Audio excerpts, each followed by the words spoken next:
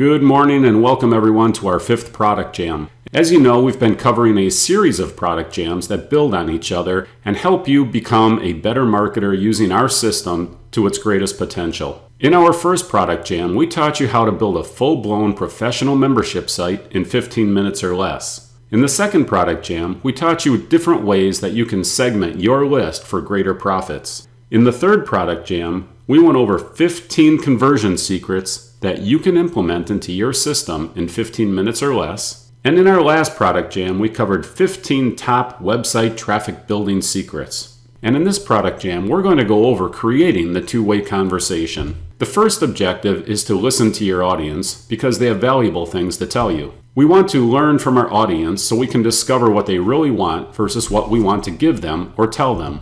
And we want to build active participation because this inspires greater action taking. We really want to engage our audience into our business.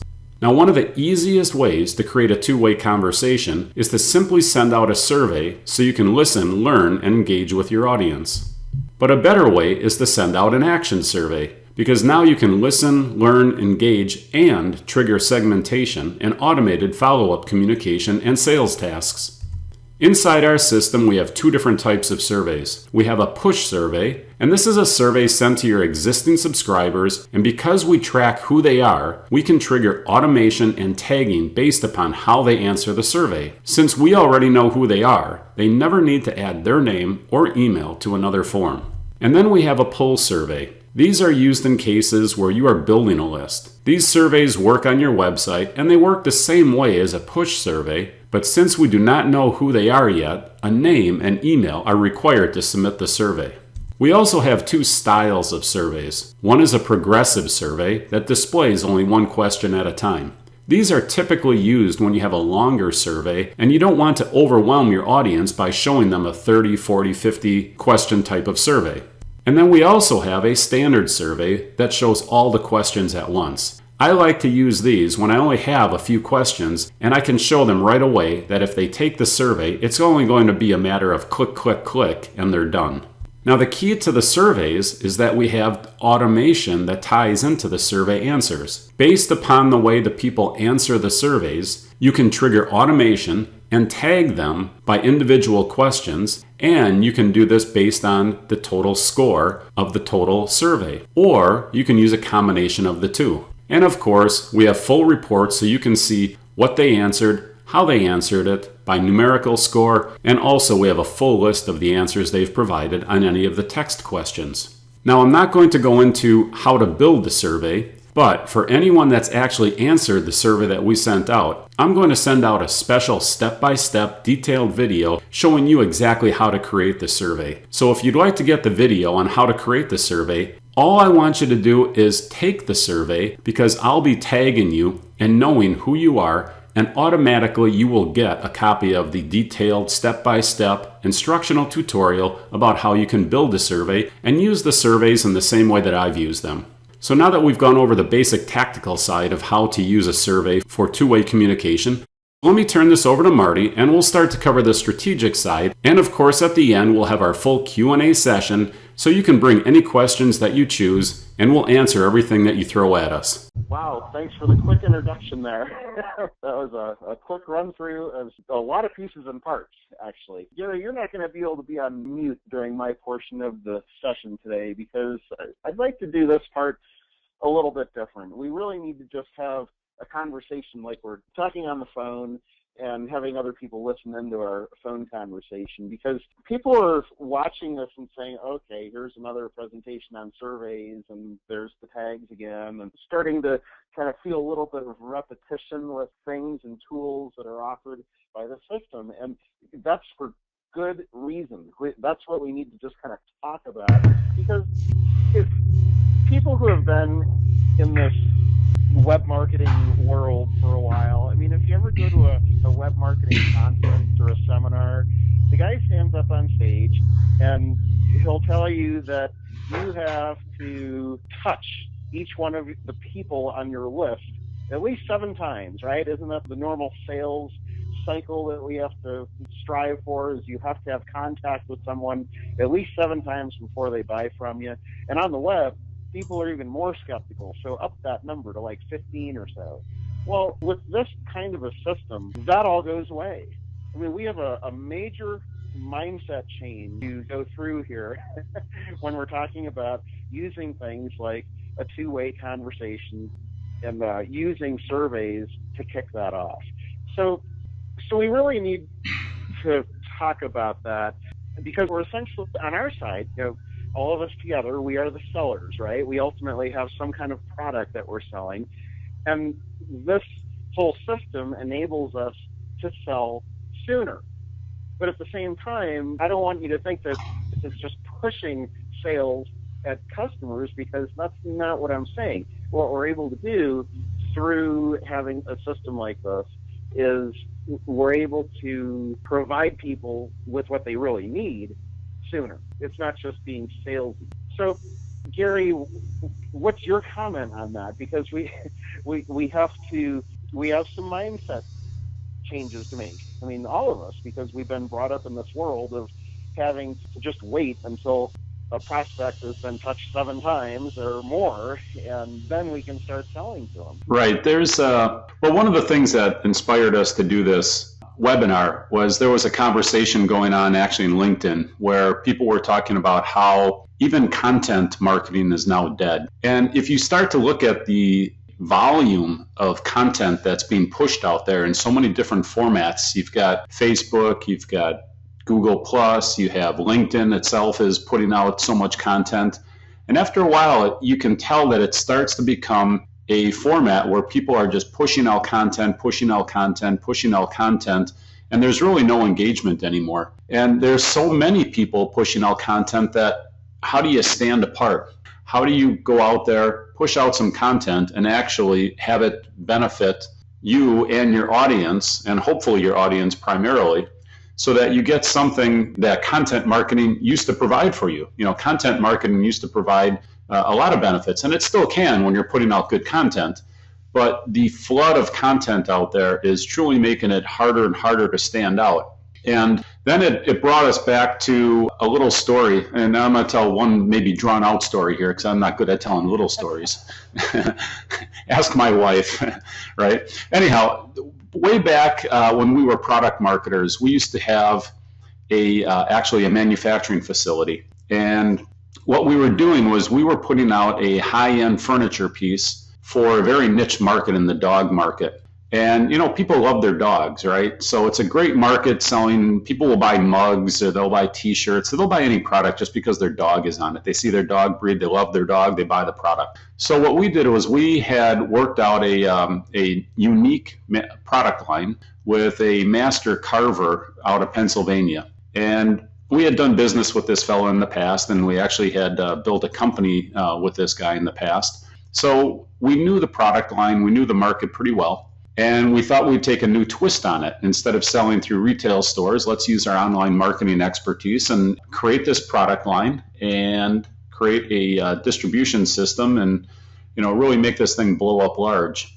So what we did is we took his master carvings that were all hand-carved, hand-painted, very high-end products, and we embedded it into different furniture pieces, right? So now you've got a nice end table, or you've got a wall shelf, or an occasional table, or a wine rack, or whatever, with a carved bust of your dog into it. And then we also had laser engraving to make a whole scene. So this is a really high-end product. This wasn't something that you would just go out and buy at Walmart. Well, anyhow, we were really struggling with the product, and we couldn't figure out why. We were pushing it, we were selling it, we were doing everything we could, using every bit of split testing and every technique that is known to marketing, and we couldn't move this product. So one day we took our survey system, which you would think we would have used it right away, but we didn't. As all good painters know, their house is never painted. But we finally used our survey system, and this was in a previous survey system. It didn't have the whole action survey system that we have today. For anyone that was around with Premium WebCart back in, let's say, 2006 or 2007, you'll know that we had just a standard, let's call it a Survey Monkey type of survey. So anyhow, the bottom line, though, was that we sent out a survey, and just by chance, we happened to ask everyone if they thought that the product, the dog, was a hand-carved, high-end painted product, or if it was a sticker. And to our shock and dismay, overwhelmingly, everyone thought that we were just taking a sticker and applying it onto the product. Oh, no. You're right. So now you're trying to sell a very high-end, hardwood, handmade, hand-painted, hand everything, created type product, and your audience is seeing a picture of it on a website. And what they're thinking is you've taken some cheap piece of product, slapped a sticker on it, and are now trying to rape them for a high price. Okay, so it was a website and a product line that was never going to work the way we were doing it. And had we never run that survey, we never would have figured it out. We never would have been able to adjust our marketing message. We never would have been able to split test enough ads to figure out why we weren't getting any conversions. And that's just a simple, single, non-functional type of survey that we sent out that totally changed our entire marketing approach to that product line and really saved the business. Had we not had that one answer, the whole thing would have failed miserably and we wouldn't have sold anything. Well, what this really plants the seed for is emailing. I mean, the one thing that's not changed in the almost 20 years I've been in the web marketing field is that the gold is in your list. It's always been that way, and it probably always will be. As long as people still wake up in the morning and they check their email, email is a great way to reach people if you do it right. So the next webinar that we have is going to be specifically about outbound email. But we have to have this component first. Again, coming back to that mindset, because we're trying to get information from people before we start really marketing to them. My favorite way to do this is through autoresponders. So you have an autoresponder sequence of emails that are going out. So when someone opts in to whatever your ethical bribe is, whatever you're giving away in exchange for their email address, then periodically throughout that sequence of email, you're having a little link. And what I like to do, actually, this was a recent discovery for me, is I like to ask just one question. So, like, for example, are you the website owner, or are you some kind of agency or a helper that is helping with somebody's website?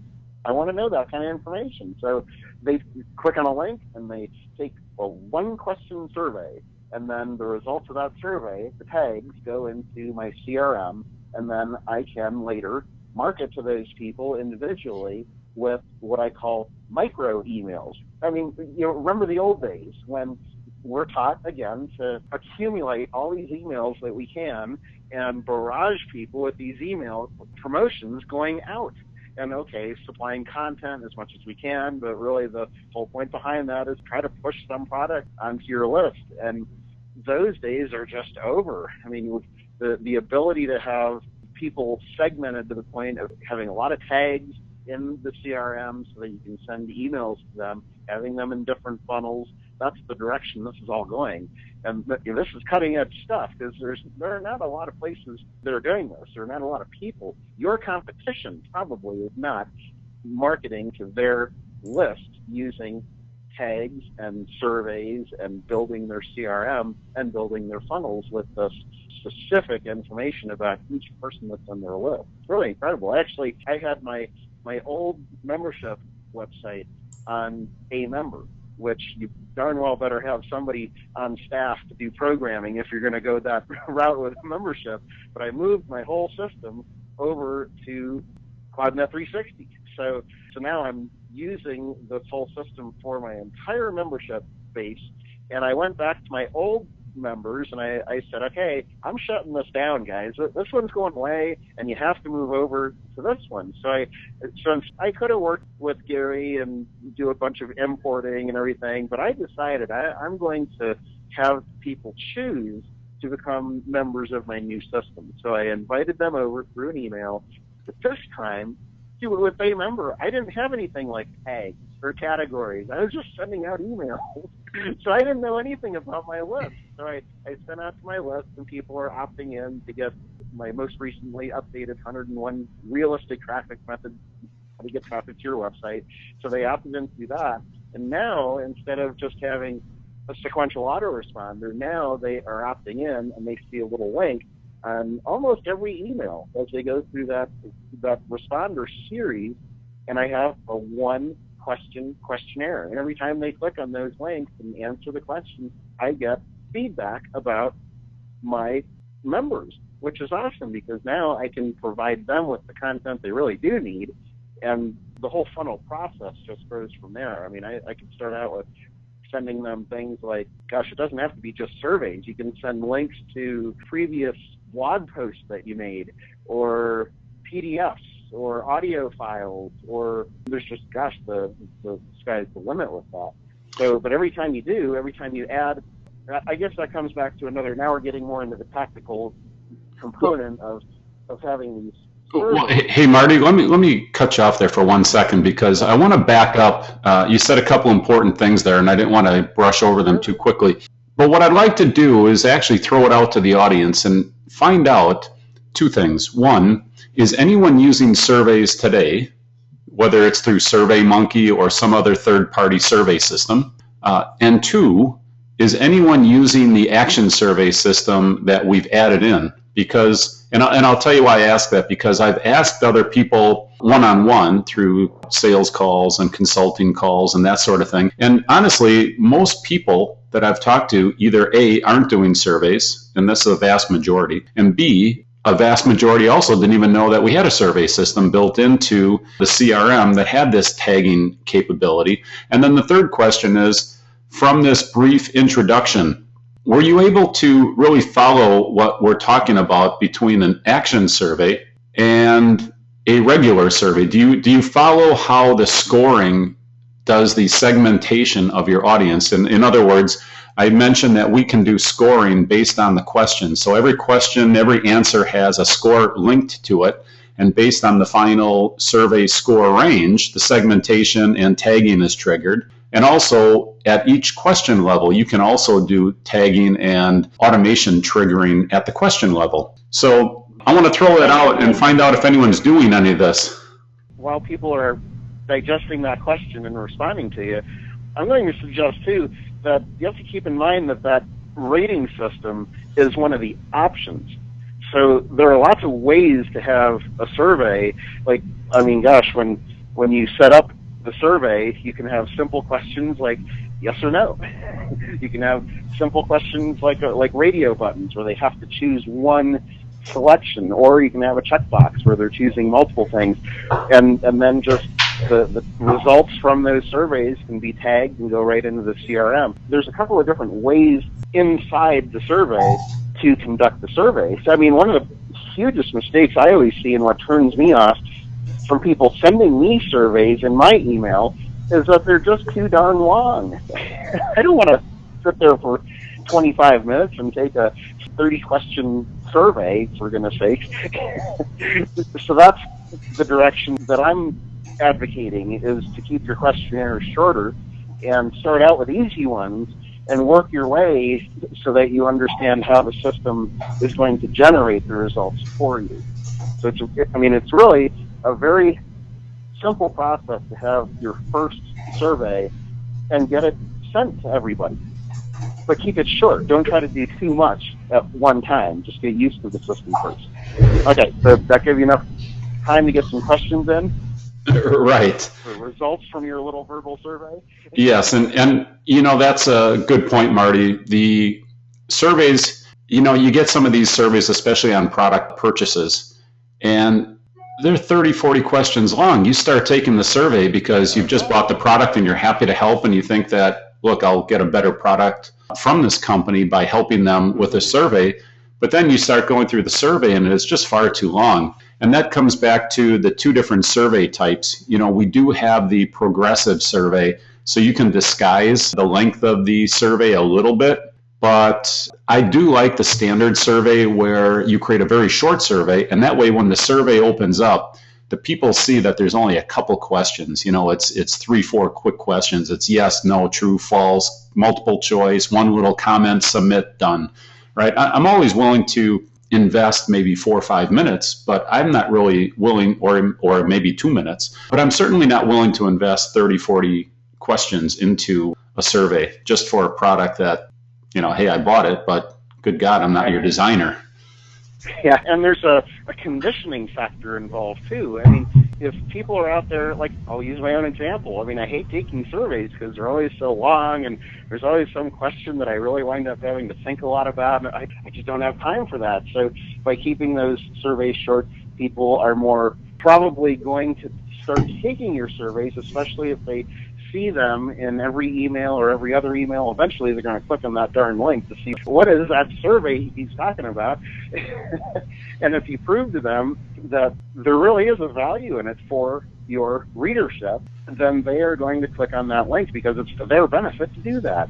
So there's a conditioning factor, and you'll gain a little reputation for having nice, short, brief surveys, and your audience will be more willing to be part of them. Yeah, that's a good point. So we have some feedback from the audience, and so far people aren't really using surveys, and it's pretty typical. But I think from the objective of this webinar, hopefully as people get off this, they'll start to incorporate some of the surveys into their emailing, because it really is an effective tool. And I hope that the story we put out there demonstrates that. But again, I certainly understand why people don't do it. We actually don't do enough surveys. We should be not only using more surveys in our business to find out more what you guys want from us, but also as a way to demonstrate the product. It should be double important for us to get the information and to demonstrate at the same time. So that's also one of the things that we talked about internally. Again, the painter's house is never painted. We're a survey system, not sending out enough surveys. So you're likely going to see more surveys coming out from us, and hopefully you'll participate in them so that we can give you more of what you actually want from us. What's going to motivate people to use surveys more is the results. When they get inspired by people clicking on the link, taking the survey, and then going into the CRM and saying, oh my gosh, I have all these people that are interested in this topic. I had no idea.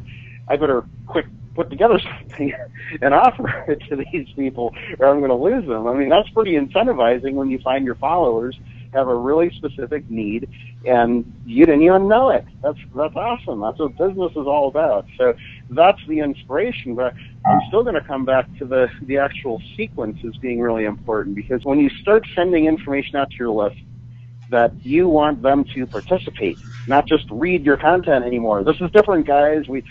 That's essentially what you're saying is not only a change of mindset for us, but there's a change of mindset for our subscribers, for our readers too. And this goes for your website, because you can put those surveys on the website as well. It doesn't just have to be in emails or things like that. So the idea is that you have to use the right verbiage to introduce to your readers that you are going to be active in asking surveys and you want feedback from them. And this is information that you're going to be using to provide them with information of extreme high value that they're going to want to get. So there's conditioning that has to happen.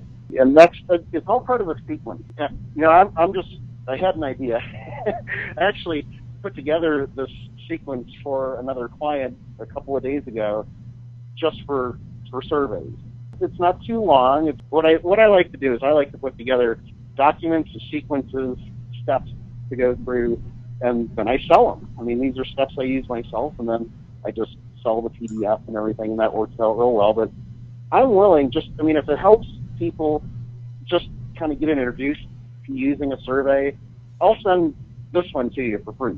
How's that? All you have to do is send an email to me, contact me through, go to the HereNextYear.com website. That's HereNextYear, HereNextYear.com. Just got tired of everybody asking if I'd be around in 6 months, and that was, 18 years ago when I named the company.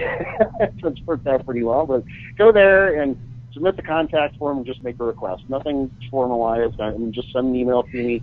I will reply the step list for what I use and what I sent to my client last week for setting up their first questionnaire. And I'll have all that verbiage in there for you and how it works. This is what you use even before you go into the CloudNet 360 system and set up the survey. So if you have all the questions answered in advance, it really helps out sending out your first survey. So just throwing that out there. We have a question here that goes back to my short story. And they said, how did you solve the problem of the stickers? Well, it's a two-part answer. So the first part was that we knew that we had to go to video, right? And this was not all that common because I think this was in 2003 or 2004. It's still fairly early on when video wasn't all that recommended because everyone was still concerned about the people on dial-up, right? But we knew that we couldn't care, right? We didn't want to create a website with taking people on dial-up into consideration, knowing that we were already failing. So at some point, you just have to ignore a certain aspect of the market and say, well, look, people on dial-up just aren't going to get the information and they need to get cable, right? But what we did was we put product-based videos on, and they weren't really the greatest videos. We didn't go off and hire a production company and put out really high-end, glamorous type of videos. What we did was we just basically got in a room, took a camera, some halfway decent lighting, not the greatest, a basic camcorder, and we just did a walk around of the product and did a little bit of a QVC style of video where we just had the product and we talked about it and we pointed certain things out, and then we showed it at an angle so that they could see that this was a relief style carving, and talked about the hand painting and all the rest of it. And if you look at our storefronts today, I think one of the most underused features of our storefront is the product video. So when we designed our storefront, we knew what the product video capability was and the advantages were when we had to solve that problem. So when we put out our storefront, we made sure that you could put videos in, not just on your website, but at the product level. So you can put a video on every single product. And I'll tell you, that is something nobody does. When you look at most product websites out there, nobody's using video. They just put maybe a website video up, but they just never put a video up about the product. And you don't need to go out and hire a production company. I mean, everybody is carrying around all the video production capability they have in their back pocket if you're carrying around an average smartphone. The resolution on those phones is already much higher than you want on your website anyhow. So personally, I would rather see you use a camcorder or SLR set into video mode and take product video. Put that on at the product level. People click on details. Now they don't have to read. They just click on it. They get a walk around of your product, and you're going to sell more of it. I don't care what it is. You're just going to sell more of it. You don't have to take your product description off the product description page, but take your product description, leave it as it is, and then use the video capability of the storefront. Add a video of a walk around of your product, describe it, put it in your own words, use that as another selling tool to sell more stuff. And I guarantee if you put product videos up at a product by product level, you'll sell more of them. What do you think about selling something that's not in a physical form, like an ebook or a membership system? How would you use video to showcase that? There's different schools of thought on that, but if you look at our website, even on our pricing page, there are videos that have, I wouldn't say they're really product videos. I mean, we're selling the software. We don't demonstrate the software at all in the videos, but it's just a person talking about the features. And we never used to have that in the past and never really thought it was necessary until we had one of our brilliant customers tell us that it was. And that's the great thing about being in this business. We probably learn more collectively from all of our customers than we would ever figure out on our own or by going to the next 100 seminars. So we get a lot of great feedback from our customers. So one of the customers that we have told us that we should go off and do that and put the videos up, even though we had the product videos, that we needed videos of someone talking about the product just in a general sense. And sure enough, we did go do it and posted those videos up on the pricing page. And when you look at our statistics, there's a lot of people watching them. Not as many as watching, let's say, some of the demonstrations of how to build a membership site per se, but people just need that reassurance. They want to know that, there's someone there, I guess. That really isn't my area of expertise. Again, we actually were advised by one of our smart customers, right, that we should do that. And that is their area of expertise. But I can tell you from a product standpoint that it just works, right? People like to see that walk around, and, frankly, they don't want to read. They just want to know about the product without having to read. So go off and little video. And again, it doesn't have to be production based. That's, I think, the biggest hang up that people have is they think that they don't have the capability, they don't have the speaking voice, they don't have the looks for the camera, whatever the case may be. nobody cares. What they really want to do is see that product and hear you speak about it in a very sincere manner. And most people that are product owners, of course, they have the passion for the product. So it just comes across in video. It comes across as though it's one friend telling another friend about a product.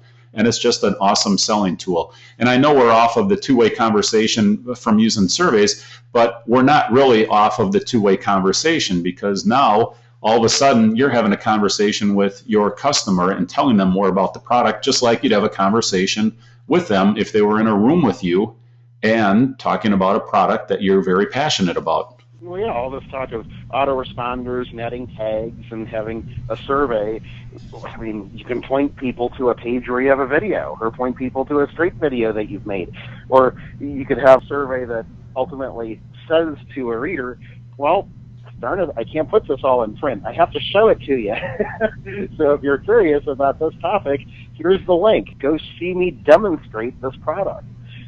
There's just certain things that you can only do by video. Yes, that's exactly true. Well, and then eventually the second way we solved the problem was we ended up selling the company. And well, that's a good way to do it. Yeah. You always have an exit strategy. Well, we have sold a lot of different products in the past. And the thing is, that's how Premium WebCard evolved. And then, of course, evolved then into CloudNet 360 is we use our tools. I think that makes us unique in the market, that when you go to, let's say, someone like Infusionsoft, it's remarkable to me that they're using everything but Infusionsoft to sell Infusionsoft. When you go to CloudNet 360, you see our live chat on our website. You see our click-to-call on our website. You see all the tools. Our scheduling system is being used for the times our services group is scheduling time for our customers, right? Because we'll do the services and we'll do the sales funnel building, as on a contract basis. So all those things are being used, and we use our own tools rather than using someone else's tools. And it really helps because as we use our own survey system, we find things that we don't like, right? We find things that could be better. We find things that confuse us. We find things that if we just had this feature, think how great it would be, right? And we use those things ourselves, and because we're using them, we're improving them for ourselves, and of course that translates into a better product for you. So yeah, and it also leaves you open to enhancing your products. I go to Gary all the time with things that should be added to the system, where he's like, okay, well, we'll put that on the list. I mean, it's great. And that requires a company that is using its own product to be motivated to continue to evolve the product. That's the great thing about it. Like, are you going to give a little teaser for our next webinar? Because you have a feature you're adding into the email capability, and that's what we're going to be going over next week, is sending, broadcast emails to our opt-in lists. Well, that one is either going to be next week or the week after, but I will tell you what's coming.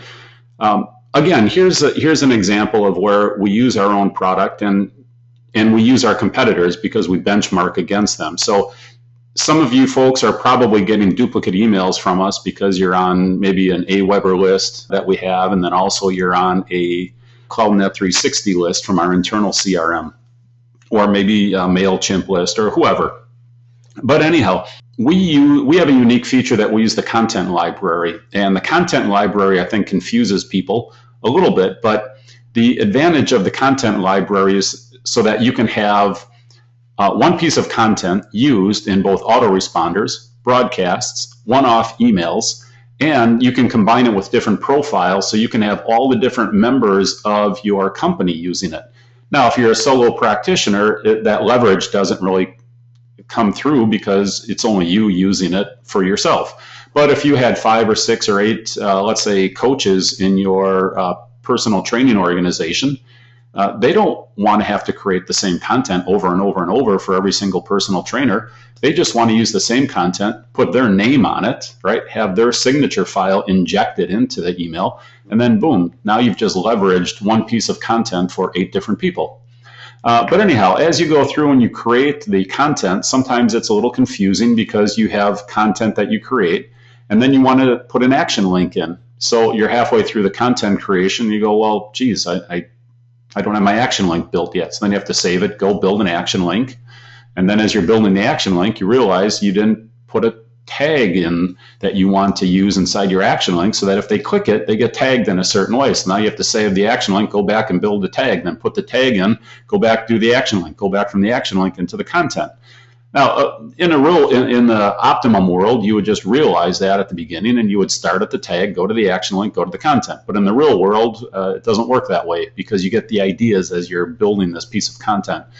So what we're going to do is, and implementing now, is to put in action links on the fly and tags on the fly. So when you're sitting in the content area and you're building out, you're writing this email, all of a sudden you realize you want an action link. Well, now you just click a button, a pop-up appears, you can build your action link. And then while you're building an action link, you realize you don't have the right tag, so you click another button, a pop-up appears, you automatically inject the tag, and now it's all on one screen, one flow, and one process. So we're not changing any of the technology.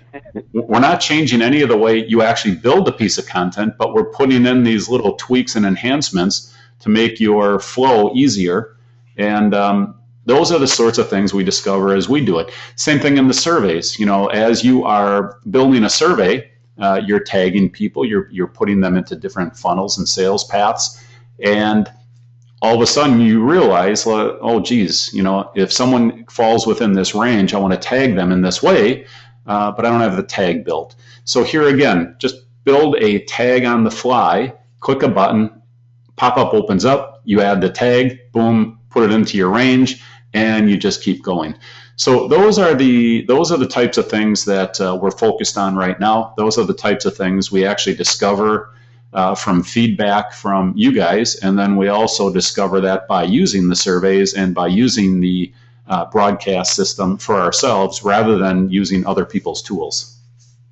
Yeah, it's kind of late in the webinar to bring this up, but for some people this might prove to be the most valuable part of this entire conversation. So if you were about to hang up, don't quite yet.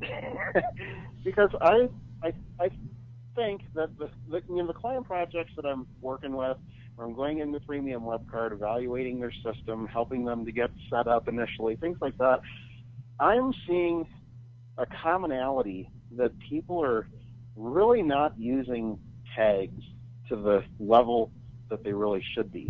They might have 2 or 3 tags in there, but they're really set up as categories instead of tags, and they get them all mixed up. And well, what's the difference between a category and a tag? And the tags are really probably one of the top 3 most critical aspects of the entire CloudNet 360 system.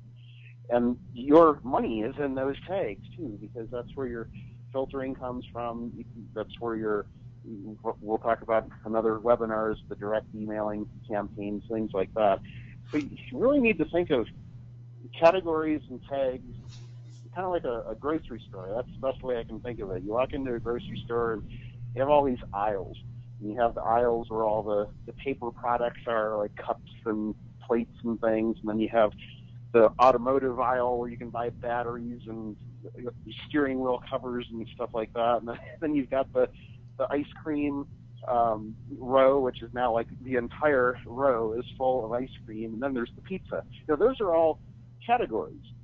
Those are all big lumping categories. But then you walk down the aisle and you see all these different brands. You know, like the snacks aisle. The snacks is a category, right? But you walking down the aisle and you see potato chips, you see pretzels, you see cookies, you see all kinds of different snacks. And those are the tags. So when you go in to set up the system, that's what you really have to keep in mind is you want to have several different categories. Like for my setup, I have, let's see, what do I have? I have 18 different categories of tags. So I have things like business, general, lead, resource. So did a lead come in to me by phone, by email? Those are tags. By email, by phone. Where do I meet this person? I go to a lot of events. So I'll have a business-specific lead source. If I attended an association meeting or a conference, I'll have the date in there and the name of the conference. They're getting very specific with those tags. I even have website ranking. You know, I'll go to the person's website and I'll say, oh gosh, they have a horrible website, or wow, they must have spent a fortune on this website. It's really nice. If I have little tags to identify that. So right down the line, you need to figure out what categories are important to you and how you run your business, and what kind of categories those lead prospects, anybody that subscribes to your list come in as, and create categories and tags. And that really is going to get built out over time. And that's why I got so excited when Gary told me about this feature, because there are always more tags to add. And I just kind of want to interject, don't be afraid to load up that tags area with lots of categories and tags, because you're going to find that that is going to be your key to segmenting, not just having one or two tags. That doesn't help. That's not the key. Got to have a lot of them. That's right. And even actually at the start of when we first developed the CRM, we only had a, let's say, tags section. And then what we were finding is that the high-end customers that we had, they were really loading up with tags, and it got to the point where they couldn't manage their tags anymore. And then we had to switch to a category and then sub tags, not a sub tag, but a category system, so that they could better organize their tags, just the way you're talking about. So when you look at our system and you see that there's categories for funnels, there's categories for tags, it is because people will use those like folders and keep them structured and organized and say, look, these are my customer tags, these are my leads tags, these are my event tags, whatever they might be. And that's the whole purpose for it, is that most people will have a lot of tags, 50, 60, 80, 100, whatever the case might be. And they need a way to organize them, and that's the whole purpose of the categories, is so that you can put 5 or 10 tags in a specific category. Think of it like, again, like a folder on your desktop or a folder in your filing cabinet, and then the tags within that folder.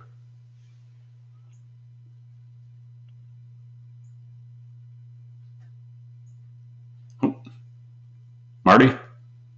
Well, I just think that is enough to prime everybody for our next webinar about sending out email, because I'll give them a little bit of time. Might not have one next week, but because I think we're alternating between different days that we're offering this webinar, just to kind of make sure that we can get everybody to attend one.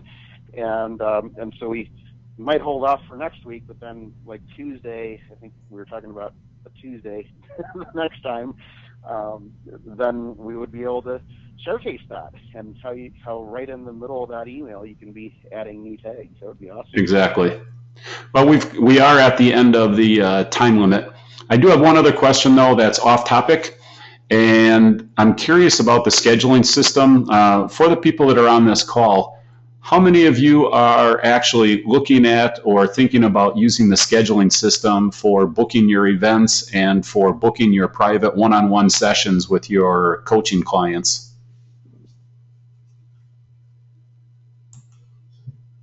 I'm raising my hand right now. Okay. Because I do use the scheduler. That's a unique component to the whole CloudNet 360 system, and that's what motivated me as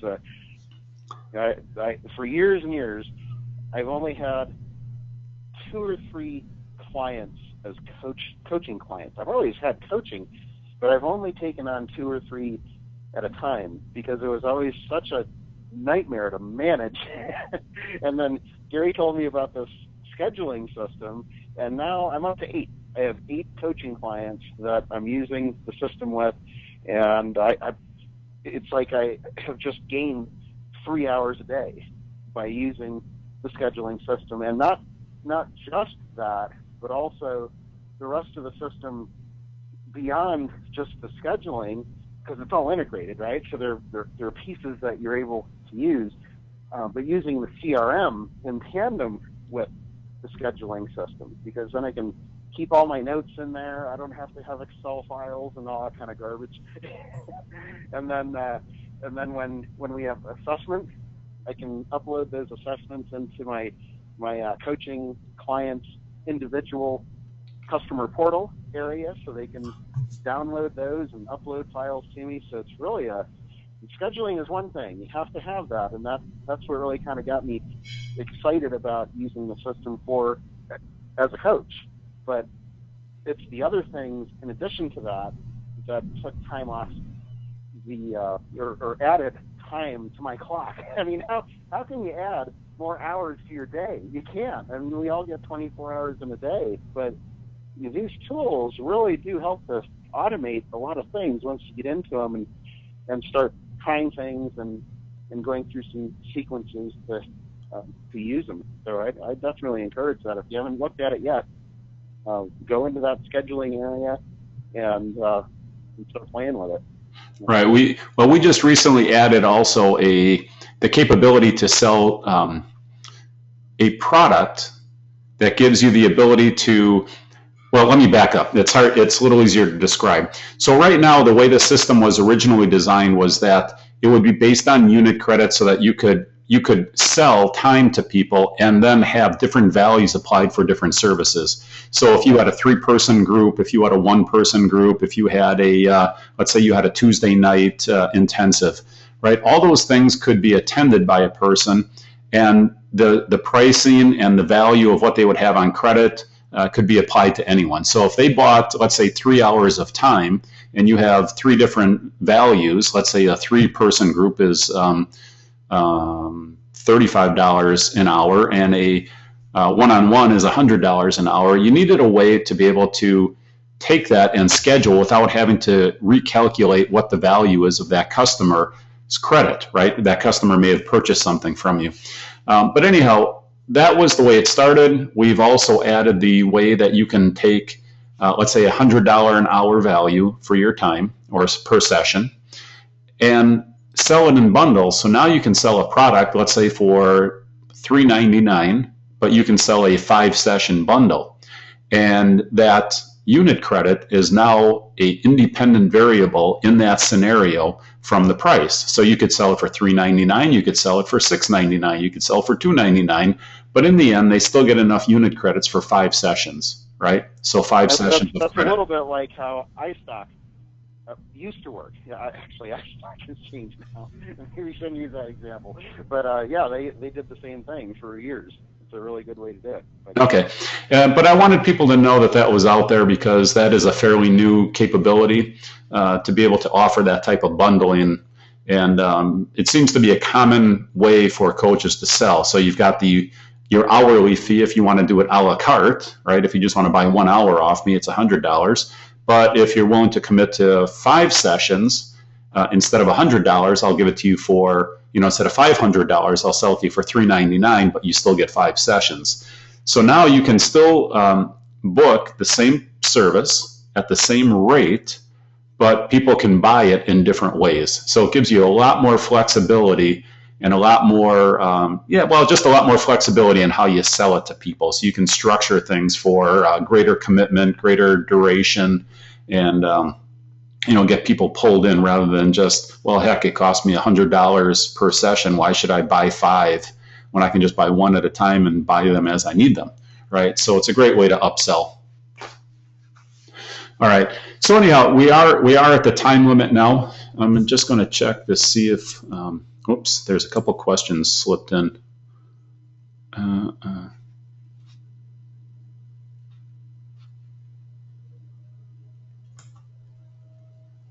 Oh, okay. So can you offer multiple services within the scheduling system? Yes, you can create as many services as you want. There's 2 types of services. We call them events, which is if you think of that more as a classroom period, it's from, let's say, Monday at 9 to 10 p.m. Okay, that would be an event. It is on a pre-scheduled basis. People have to attend at that time. Okay, and again, you can create as many of those events as you want. Works well for webinars that are paid for, and weekly classes, etc. And then we have what's called appointments. And appointments is another type of service, but an appointment is more along the line of, I have a block of time. Every week from 3 p.m. to 6 p.m. I have 3 hours available.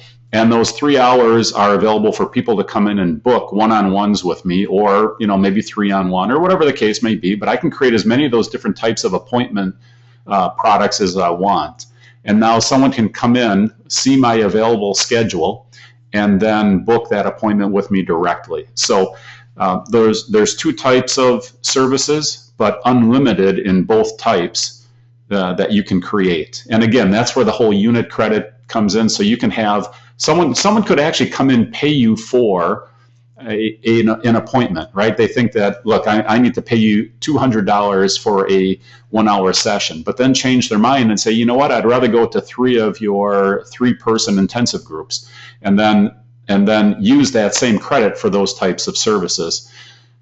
So those are all available, and again, those have a lot of flexibility based on the billing system that we have.